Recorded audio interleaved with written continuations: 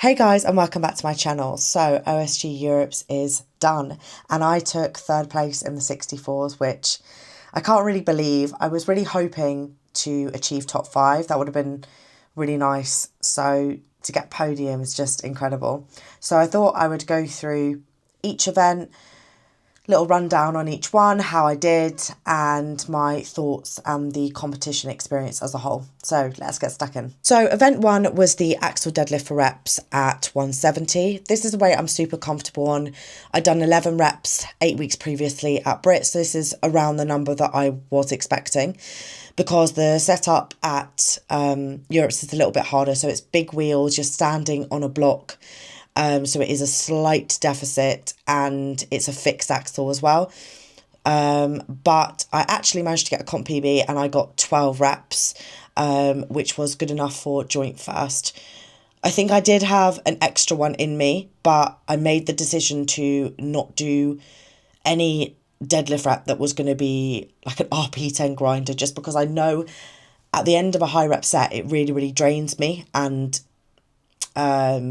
with another 4 events to go, I thought that was too much of a risky decision. I knew it was a risk though, because I was the second pair out. And if leaving something in the tank when you know you've got other people after you is a risk. But I knew that the only person that was probably going to be capable of beating it was Kate, and she matched me on the 12. So it paid off. And doing 13 to get an extra half point of what it would have been wouldn't have been worth it for, the effect it would have on my body for the rest of the comp. So yeah, really, really happy with that. Event 2 was log for reps, and that was 70 kilos, and it was on a wooden log, which is just a little bit of a different thing to a metal log. So I have to make sure that my belt is lower, otherwise I clip it, whereas I don't do that with the metal. The handles are more shallow set, so the wrist stability is a little bit different. So it does change it a little bit having that as the implement, but I had been training on a wooden log, so I did know what to expect. I got 5 reps on this, which was sort of my goal. I sort of thought 5 to 6 reps. I would have been capable of doing a 6th rep if I hadn't have wasted time in between reps, basically. So I did my first rep. I looked up and I was like, oh, those lights are really, really bright. And then I suddenly remembered, oh, my sunglasses are on my head and I didn't put them on my face. So I sort of reset, put my sunglasses on, and then carried on. So, there was a little bit of a time wasting with that. But what I was so proud of was that I stayed so composed. That would have been something in the past that would have really panicked me, and I would have been really annoyed at myself. And I just sort of shrugged it off. I laughed and carried on. And then the reps felt significantly better after that. I felt a little bit wobbly on that first one just because I was looking up into those lights. But yeah, really happy with 5 reps. That was good enough for third. The first and second got 7 reps and 6 reps. So I might have been able to match 6, if I didn't waste so much time. I don't think I ever would have been able to get 7 in that time limit. But yeah, 5 was good. I was really happy with that. My log has come on a lot recently. There was a time when it wasn't really sort of progressing. It had stalled a bit, and I think that was likely due to the fact that obviously I dropped a lot of weight, and I was dealing with some sort of scapular problems and stuff as well. But it seems that the log is sort of continuously progressing now, and hopefully I can sort of keep building that up now. Now, event 3 was throw bags. Now, this was the event that I was really, really nervous for. This has been a problem in every single comp for leaking me loads of points. And it has been in the last, including Europe's now, the last 4 comps I have done, which is good. It has forced me to keep going at it, keep practicing it. And I might not have done that as much if it hadn't been in the comp. So I am thankful for that. But there has been a lot of frustration over this event. So the weights for this was 8, 9, 10, 11, 12, and I managed 4 bags. And the 5th just wasn't quite there, but I am ecstatic with 4 bags. The first comp I did it in, I got 2. Second comp was 3 bags in a slow time. Then I did 3 bags in a quick time. And then this comp, I did 4 bags in a quick time. And even though I didn't finish the run, this was actually good enough for third because I did the 4 bags in 14 point something seconds. I can't remember the exact time, which was good. If I'd done the 5th bag, first time around, it would have been a sub 20-second run, which would have been, incredible. So it's getting there. It's not leaking me points, actually is giving me good points.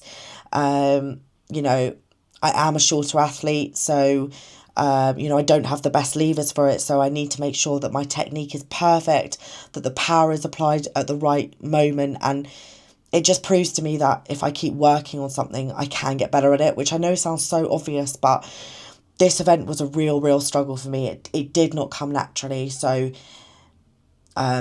this is probably one of the most proudest moments I have of the weekend because, I finally feel like I'm getting somewhere with it. And also the approach I had on the 5th bag. So usually when I miss a bag, I'll keep throwing like relentlessly. And then all that happens is it gets lower and lower and lower as you're getting more fatigued. Whereas with the 5th bag, it didn't go over, but I stuck to my game plan, which was throw it. If it doesn't go, take 10 seconds and then try again.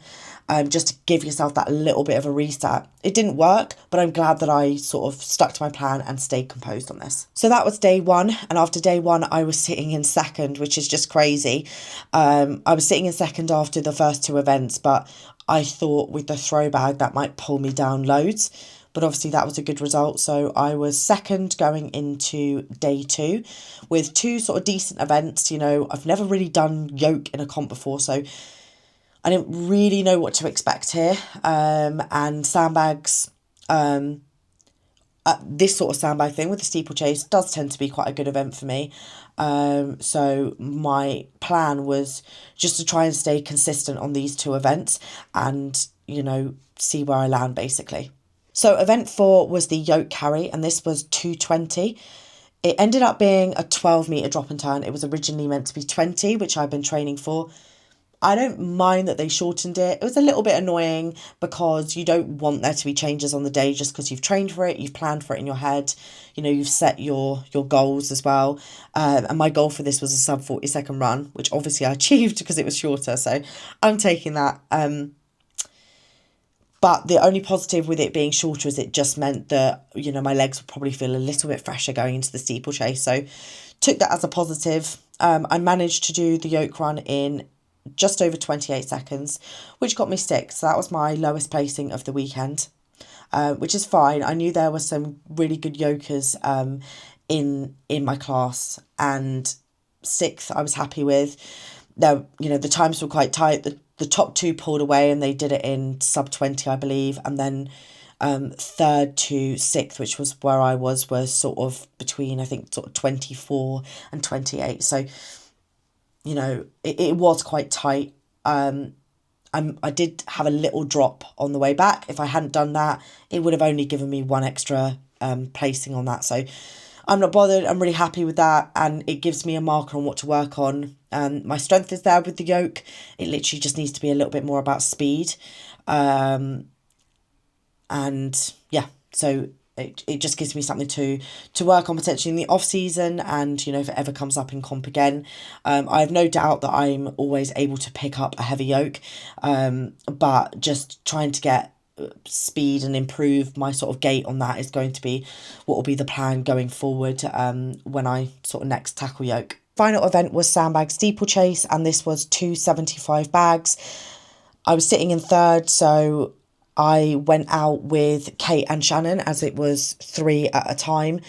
I'm really happy that I went out with them just because it pushed me to be even quicker. I knew that I would be, pretty rapid on this, but having them there sort of made me sort of find that extra gear.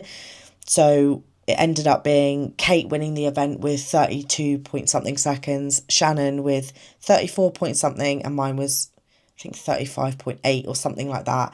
And that was good enough for 3rd because no one in the previous heats had beat that. And that cemented 3rd place for me. And that was the quickest I'd ever done a steeplechase. in training and comp. The last time I did steeplechase in competition was last year's England's as a 73, and the bags were 60 and 80. And I did that in 46 seconds. This time I did it in 35 with 275. So I'm so happy with that level of progress in a year, especially since dropping a whole weight class as well. And I just can't believe I finished on the podium. The points in the end were Kate on 69.5, Shannon on 61.5, and me on 58.5. And fourth and fifth were sort of quite away on points away from me. So sort of really sealed in that third place against two, amazing other competitors on the podium. To be standing with girls that I've been, watching for years is just incredible. And I'm so proud that I was finally able to put together a consistent performance, because in the past it's been like first, second, 13th, 6th, 13th, it's been really all over the place because the static stuff has sort of been decent for a while and the moving stuff has just taken that little bit longer to bring up as well. And I'm feeling, so much more of a well-rounded athlete, which is what I've been aiming for. I'm just proud of how I was composed over the weekend as well. I felt relaxed. I felt a little bit of sort of like nervous, butterflies at some points. But as soon as that whistle went, that all sort of disappeared, and I was really able to switch on during the events and switch off during that the gaps between as well. In Europes, it is a long competition. There are sort of 2.5, 3 hours between events, and you have to mentally switch off because otherwise you burn out in between. You can't sustain that sort of adrenaline through the entire day. So yeah, my mindset has come a long, long way. I've been working a lot on it to be able to perform to what I'm capable of, rather than have self-doubt or, if something goes wrong, get really, really put off by it, and a lot of negative self-talk and all things like that. So I feel that has been, one of the main things that really, really helped this competition, to be actually able to perform what I do in the gym without having, those sort of negative constraints on me. So yeah, the plan now is to have quite a long off season. I've done 3 comps, 3 preps fairly back to back, and I'm someone who loves the off season. I want to have a dedicated leg day back in there. I want to work on a lot of things. I'm toying with the idea of maybe doing the log and deadlift comp at the end of the year, just because it'll be a good opportunity to see where my deadlift is, and it's a nice sort of little off-season goal that isn't a full competition. And then the plan will be, sort of back into comp season, beginning of next year. I obviously have qualified for Worlds, coming top 3. I don't think that is something I want to do this year. I do want to do it down the line at some point, but there are some things that I want to continue working on. It is a big expense as well, and, I have to bear that in mind. So for now, it's just going to be about building. There are some events that still do need work that weren't in this competition, things like my farmers. Throwbag is something that I will continue to work on, there's still a little ways to go with that. And there's a few other things as well. I just want to have that mental downtime as well. I know there are some people who can do comp after comp after comp. That is not me.